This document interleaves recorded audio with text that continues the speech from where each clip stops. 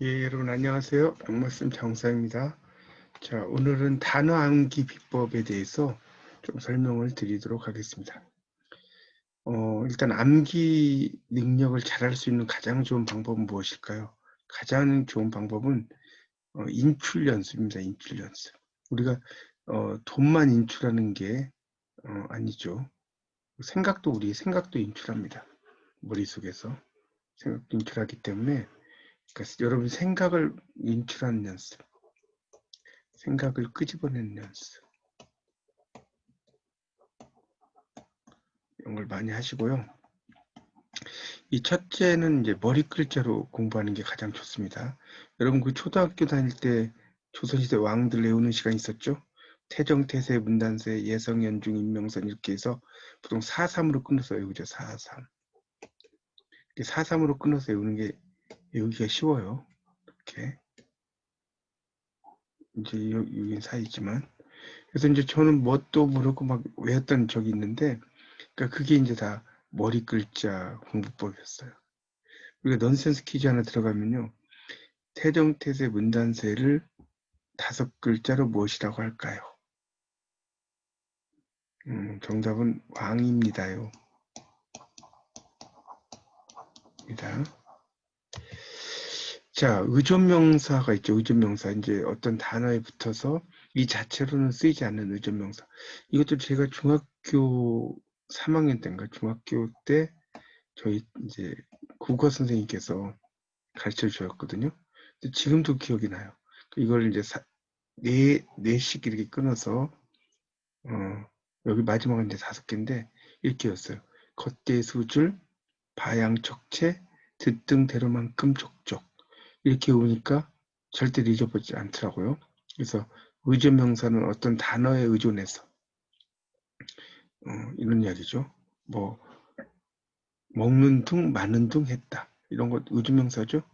네가 원하는 대로 해라. 원하는 만큼 이런 거. 자, 그다음에 둘째는 이제 머리 글자로 이제 그 이야기를 만들어서 이제 공부하기도 하지만 둘째는 하나 이제 이걸 스토리를 만드는 거죠. 스토리를 만드는 게 더 중요하죠. 예를 들어서 제가 이제 관광학을 공부할 때 관광 마케팅 논이라는 과목이 있었어요. 이 과목에서 이제 중요한 부분이 마케팅의 변천사였습니다. 마케팅이 어떻게 흘러가는지. 그래서 이제 그걸 할 때 처음에는 이제 마케팅이 생산 지향성이에요. 처음에는 경쟁 시장이었기 때문에 생산하면 다 팔리죠. 처음에 만드는 거. 그러다가 이제 그 다음에는 제품 지향성입니다. 이제 처음에는 하나의 제품이 판매가 되면 다른 제품들도 막 나오죠. 그러니까 이게 제품 좋아야 돼요. 자, 이제 제품도 좋으면 어떻게 되냐? 판매 지향성. 이제 판매를 잘해야 돼요. 어떻게 팔리는지. 그리고 이제 뭐냐면 고객 지향성이 됩니다. 그래서 고객을 최우수로 생각해서 물건 살 때 1+1 또는 고객이 생일일 때 뭐 노래도 틀어주고 사진도 찍어주고 이런 게 다 고객 지향성입니다. 마지막은 사회 지향성이죠. 회사가 사회에 좋은 일을 하면 이미지가 이제 올라가겠죠. 그로 인해서 회사의 제품도 팔리는 거죠. 그래서 이게 이제 외우는 방법이 정말 안 외워져 가지고 이건 제가 만든 방법이거든요. 이렇게 없었어요. 생식 제품을 판매하오니 꼭 사시기 바랍니다. 그래서 생하면 생산 지향성. 그렇죠? 제품이니까 제품 지향성, 판매니까 판매 지향성. 이제 꼭이란 거는 곡을 이제 이렇게 쓴 거죠. 그러니까 고객 지향성이겠죠.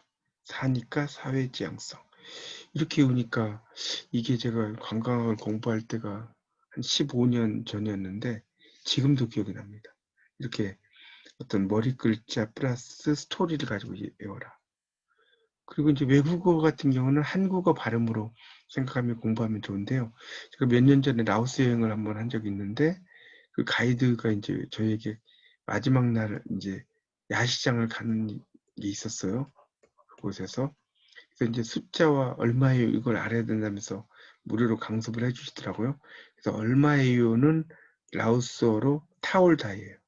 타올다하고 비슷하죠. 또 라오스어 1에서 10까지 숫자 외우는 방법도 이렇게 알려주셨어요. 왕능의 능, 송장의 송, 삶을 강하게 말하면 쌈, 일본의 사가, 시조시, 그래서 시, 웃을 때 하, 이런 거, 머리에 혹이 나고, 뭐 병원에서 째야 되고, 덩어리 빼고, 이런 식으로 외우도록 했는데, 지금도 막 기억이 나요. 이런 외우는 방법이. 우리가 이제 단어 암기 비법 같은 경우는 이제 예를 들어서 이런 게 있죠. 이탈리아에 가면 터미널을 테르미니라고 그래요. 테르미니. 근데 이제 실제로 옛날에 목욕탕 자리가 이탈리아에서는 이제 그 터미널이 됐다고 합니다. 그래서 이것도 이제 테르미니니까 이걸 외울 때 때를 미니, 우리 몸에 있는 때를 민다는 거죠. 목욕탕 자리니까. 그렇게 외우면 안 잊어먹고요. 영어의 세일 같은 것도 발음 키워드라면 살래죠. 살래 안 살래. 이제 판매를 이야기하는 거고, 제가 이탈리아에도 갔더니 이제 판매라는 말이 살디라고 써졌더라고. 살디, SALDI. 이게 이제 판매라는 의미죠. 살띠 안 살띠 뭐 이런 의미로 그렇게 이제 외우셔도 되겠죠. 또 시에서 긴장을 강조한 비평가가 알렌테이트예요. 테이트. 그러니까 테이트니까 이걸 외울 때 데이트하면 긴장해야 한다. 이렇게 외우면 안 잊어먹죠. 또 그라치에 이게 이제 이탈리아어죠. 이탈리아. 고맙다는 이탈리아어예요. 그래서 이거 외울 때 그라지에라는 전라도 사투리가 있죠. 고맙습니다. 그라지에. 또 베트남어로 까먼이라는 게 있는데 까먼. 이거는 한자 감은에서 나온 거죠. 감은. 이게 이제 베트남어처럼 이렇게 간 건데 은혜에 감사한다는 뜻이죠. 고맙습니다. 고맙습니다는 뜻이에요. 그리고 뭐 신선선자면 사람은 산에 가면 신선이 된다는 거죠. 신선은 별거 없다는 거죠. 사람이 산에 가면 신선이 된다. 이렇게 이해하시면 되죠. 그 자연인 이런 프로그램 같은 데 보면 정말 자연에 사시는 분들 다 신성처럼 살죠. 아주 유유자적하면서 목마를 갈자 같은 경우 암기할 때는 물 있죠, 물. 여기 해가 있죠. 그다음에 이렇게 있거든요.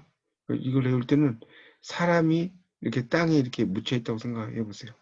해는 막 이게 내리쬐고 있어요. 근데 물을 그 땅에 묻힌 사람에게 주는 게 아니고 옆에다가 물을 따라줘요. 그러면 그 사람은 얼마나 목이 마르겠습니까?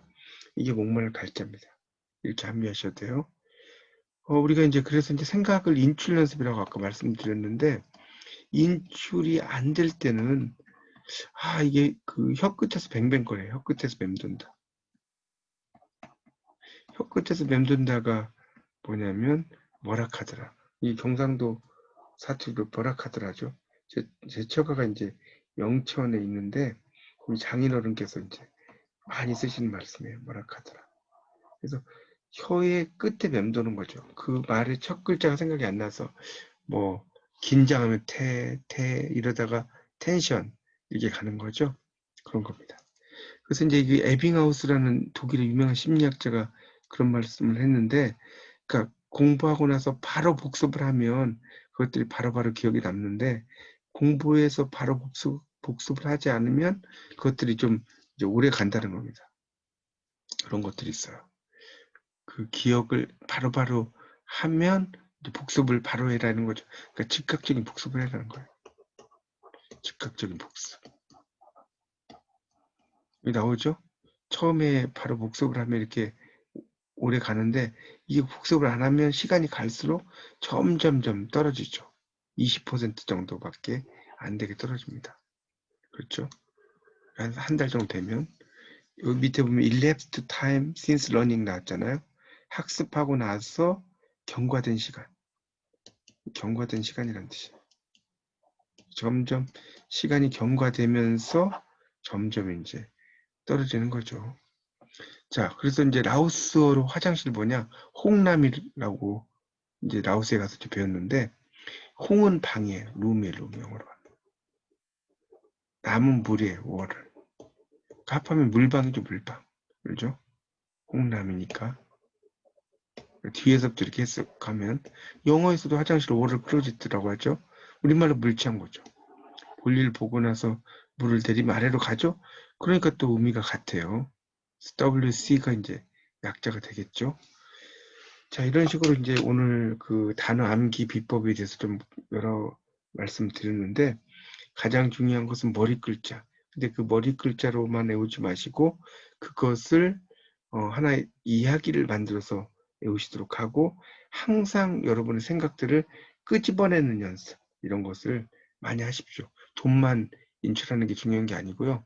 생각도 인출하는 게 중요합니다. 예, 지금까지 강의 들어주셔서 감사합니다. 이상 영말씀 장성이었습니다.